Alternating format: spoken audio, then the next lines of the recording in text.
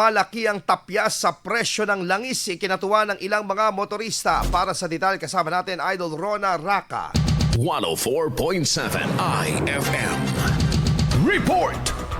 Halos nasa 4 piso ang pinakamalaking rollback ngayon sa presyo ng mga produktong langis na epektibo kahapon lamang April 15, 2025. Bumaba ang presyo ng mga petrolyo sa kada litro ng mga ito tulad sa gasoline na nasa 3 pesos and 60 cents ang bawas, diesel na may tapyas na 2 pesos and 90 cents at kerosene na nasa 3 pesos and 30 cents naman ang ibinaba. Ikinatawa ito ng ilang motorista sa Dagupan City dahil malaki-laki raw umano ang bawas sa kada litro ngayon kung ikukumpara sa dating presyohan na katiting lamang ang rollback.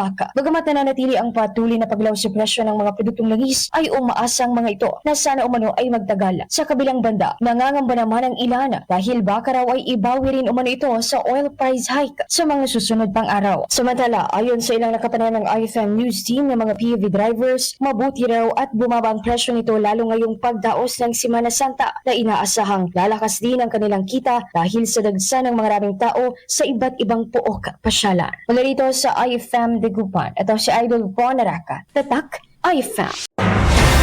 IFM News. IFM News. IFM News.